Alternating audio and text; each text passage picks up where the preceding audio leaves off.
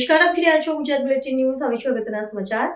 અમદાવાદ શહેર પોલીસની મહત્વપૂર્ણ ક્રાઇમ કોન્ફરન્સ. ગુનાઓમાં ઘટના સાથે કાયદો અને વ્યવસ્થા સ્થિર હોવાનો દાવો. અમદાવાદ પોલીસ કમિશનર કચેરી ખાતે એક મહત્વપૂર્ણ ક્રાઇમ કોન્ફરન્સ યોજાઈ હતી, જેમાં 2023 થી જાન્યુઆરી 2026 સુધીના ગુનાઓની સમીક્ષા કરી શહેરમાં કાયદો અને વ્યવસ્થા સંપૂર્ણ સ્થિર હોવાનો મજબૂત દાવો કરાયો છે. ક્રાઇમ ડેટામાં દર્શાવ્યા મુજબ ભાગ 1 થી 5ના મુખ્ય ગુનાઓ 2023ના 12,229 સામે ઘટીને 2025માં 9,557 નોંધાયા છે, જ્યારે ખૂન અને મારામારી જેવા શરીર સંબંધિત ગુનાઓમાં ઘટાડો નોંધાયો છે અને તેનું ડિટેક્શન 99% નજીક પહોંચ્યું છે.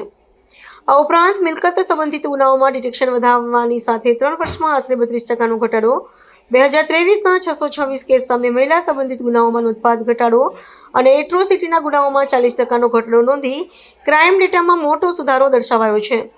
જોકે આર્થિક ગુનાઓમાં 3 વર્ષમાં 47%નો ચિંતાજનક વધારો પણ જોવા મળ્યો છે.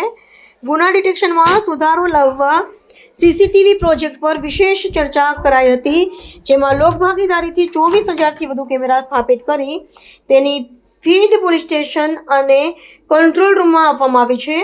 આ સાથે પાસા અને તડીમારની કડક કાર્યવાહીમાં નોંધપાત્ર વધારો. ગતિમાન પોલીસ ભરતી પ્રક્રિયા હેઠળ ટૂંક સમયમાં જોડાનારા નવા જવાનો, ટ્રાફિક મેનેજમેન્ટ માટે તૈયાર કરાયેલી નવી એપ અને સાયબર સુરક્ષા મુદ્દે તંત્રના એલર્ટ અંગે પણ આ સમીક્ષા બેઠકમાં વિસ્તૃત માહિતી આપવામાં આવી હતી. આજે આપણે અમદાવાદના ઇન્સ્પેક્ટર અને ઉપરી અધિકારીના તમામના ક્રાઇમ કોન્ફરન્સ લેવામાં આવી રહી છે. એમાં છેલ્લા 3 વર્ષના એટલે 2023, 24 અને 25 એના ક્રાઇમના શું પોઝિશન છે, પોલીસના જે મુખ્ય કામ હોય છે કે ક્રાઇમને કંટ્રોલ કરવાનું, શોધવાનું, ગુનાને શું પોઝિશન છે અને પછી કાયદો અને વ્યવસ્થા જાળવવાનું, એ બધાની ચર્ચા. અને આ સિવાય બીજા પણ જે મુદ્દાઓ છે, ડ્રગ્સના ઇસ્યુ છે, ટ્રાફિકના ઇસ્યુ છે, બીજા પણ મુદ્દાઓની પણ ચર્ચા કરવામાં આવી. મેં અહીંયા જુલાઈ 2023 જોઈન કર્યા, એટલે 23, 24 અને 25 એટલે 3 વર્ષના આપણે આંકડા જોતા હતા. ખાસ કરીને આપણે જે સીસીટીવી ના જે પ્રોજેક્ટ હાથ લીધા છે, એમાં 24,000થી વધારે સીસીટીવી લોક ભાગીદારીથી અહીંયા અમદાવાદમાં સિટીમાં લગવાવે છે. એનાની ફીડ પણ 3,000થી ઉપર પોલીસ સ્ટેશન લેવલે અને કંટ્રોલમાં આવે છે. એમાં ડિટેક્શનમાં શું ફેરફાર થયા છે, આ બધી ચર્ચા કરવામાં આવી. અને મને કહેતા બહુ ગર્વ થાય છે કે ક્રાઇમ ખૂબ જ કાબુ હેઠળ છે. હું તમને આંકડાકીય અગર બતાવીએ, શરીર સંબંધી ગુનાઓ જે જેમાં ખૂનની કોશિશ અને મારામારી વગેરે તમામ આવે છે, એ 2023માં 2,167 હતા, પછી 24માં 1,925 અને 25માં 1,705 રહી ગયા. એટલે જોઈએ તો 23 થી 25માં 21.3%નો ઘટાડો થયો છે. એવી જ રીતે ધાડ, લૂંટ, ઘરફોડ, ચોરીઓ તમામ જે મિલકત સંબંધી જે ગુનાઓ છે, એ 2023માં 5,622 હતા, પછી 2024માં 4,278 રહ્યા, પછી 2025માં 3,807 રહ્યા. એટલે એમાં પણ 32.2%નો ઘટાડો છે મિલકત સંબંધી ગુનાઓમાં. ઠગાઈ અને વિશ્વાસઘાત, એમાં જે આર્થિક ગુનાઓ છે એ થોડો વધ્યા છે. એ 2023માં 511 હતા, પછી 24માં 656 થયા, પછી 2025માં 753. એટલે આર્થિક જે ઇકોનોમિક ક્રાઇમ છે 47% નો વધારો થયો છે. પછી બળાત્કાર અને છેડી, મહિલાઓને લગતા ગુનાઓ છે, એમાં પણ 2023માં 626, પછી 24માં 490 અને 25માં 451. એમાં પણ 27.9%નો ઘટાડો છે. એ મુખ્ય આપણે ફર્સ્ટ પાર્ટના ગણીએ, જેમાં બધા જ મેન ક્રાઇમ આપણે ગણવામાં આવે છે. મારામારીથી થઈને, ચોરીથી લઈને ચીટિંગ વગેરેના તમામ મેન ફર્સ્ટ પાર્ટ પોલીસ ગણે છે. એ 2023માં 12,229 હતા, પછી 2024માં 10,074 થયા, પછી 2025માં 9,557 થયા. એમાં પણ 21.8%નો ઘટાડો છે. એ તો ક્રાઇમની સ્થિતિ. જે ડિટેક્શનની આપણે જોઈએ, એમાં પણ બહુ મોટા આપણે કામયાબી રહી છે. ડિટેક્શનમાં जैसे खूनની કોશિશ વગેરે તો 100% ડિટેક્ટ સામાન્ય રીતે હોય છે, પણ જે શરીર સંબંધી ગુનાઓ છે એ 2023માં 98.6, 24માં 99.2 અને હવે 99.7%. એટલે એમાં 1.15%નો વધારો છે બોડી ઓફેન્સીસ. અને જે પ્રોપર્ટી ઓફેન્સ છે, ધાડ, લૂંટ, ગરફોડ, ચોરી વગેરે તમામ મિલાવીને 23 में 36.8%, પછી 24 में ની ડિટેક્શનની ટકાવારી શોધવાની 38% હતી અને 25 में 47.7%. એટલે 23 થી ગણીએ તો એમાં તમામ મિલકત સંબંધી ગુનાઓમાં 10.8%નો વધારો થયો છે.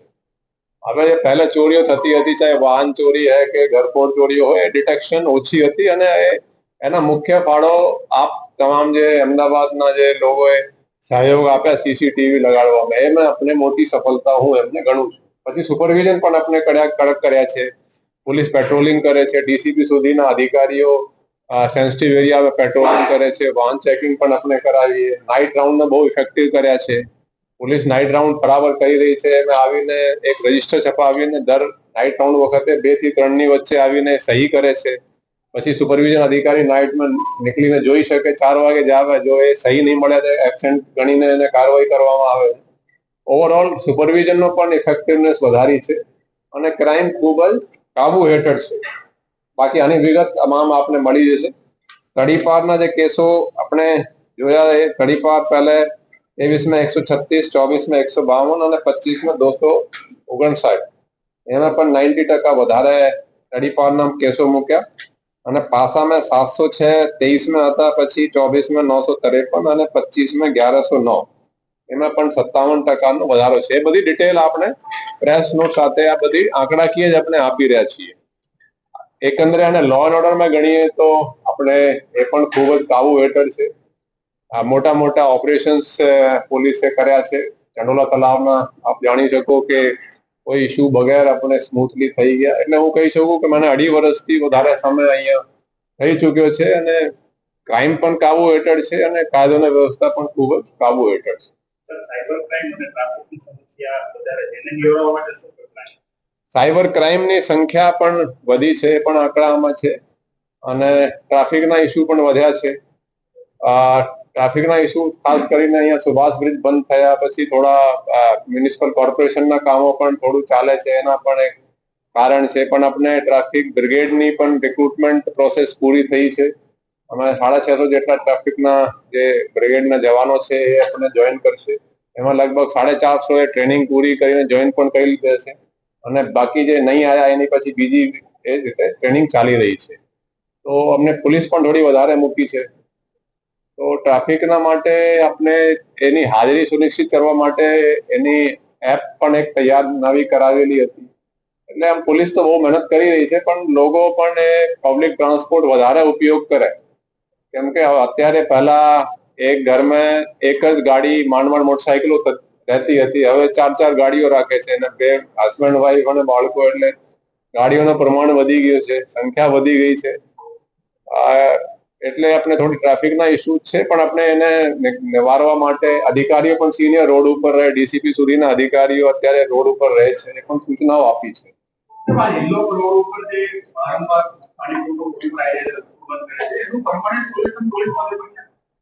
ને એમાં જે ઇસ્યુ થયા છે એલોક હોટલની પાસેના કટમાં, એ કટથી આપણે પોલીસને જોયા છે કે થોડું ટ્રાફિકમાં એનો ફાયદો છે. વચ્ચે ઘણા બધા કટો હતા. પહેલા નિર્માને ત્યાં એસજી હાઈવે ઉપર પણ હતા, એમાં પણ એક્સિડન્ટ થતા હતા, મૃત્યુ પણ થતી હતી.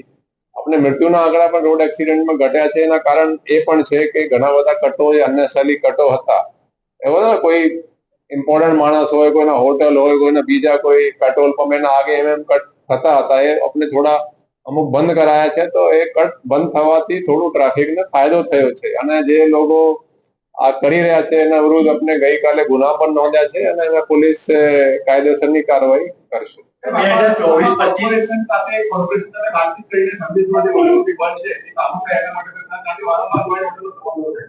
ને એ કોર્પોરેશન એમાં કામ કરી રહી છે અને ઘણા બધા કામોમાં એ પણ એક કામ એને પ્રાયોરિટી ઉપર લીધા છે. તો એની સાથે કોન્ટેક્ટ કરી આપણે કોર્ડિનેશનમાં રહીને કામગીરી ચાલે છે. સર, લગભગ છેલ્લા 3 વાર અલગ અલગ સ્કૂલને બોમ્બ ફોડાવવાની આગામી સમયે એક્ઝામ પણ આવી રહી છે, બોડી એક્ઝામ કે સ્થાનિક એક્ઝામ. કયા પ્રકારની કાર્યવાહી જે ઈમેલ અત્યારથી મળે એમાં કોઈ સાયબર ક્રાઇમ આપણા બધા માટે બહુ મોટો પડકાર તરીકે આવી રહ્યો છે. હવે જે ઈમેલ આવે છે લોકો VPN નો યુઝ કરીને એ થોડો શોધવામાં બહુ મુશ્કેલી ઊભી થાય છે. એમ છતાં એક તો એવા તમે ખ્યાલ હશે કે તમિલનાડુથી આપણે જે મોડ્યુલ પકડ્યા હતા એ આખા ઇન્ડિયામાં મેલ કરતી હતી એક લેડી. એટલે એનાથી તમિલનાડુમાં તો બહુ મેલો કર્યા અને પણ આપની પોલીસે સાયબર ક્રાઇમ પોલીસે શોધી કાઢ્યા. બીજાઓને પણ શોધવાની એફર્ટ્સ તો ચાલુ જ છે, પણ એ થોડું ડેફિનેટલી ચેલેન્જિંગ તો છે જ.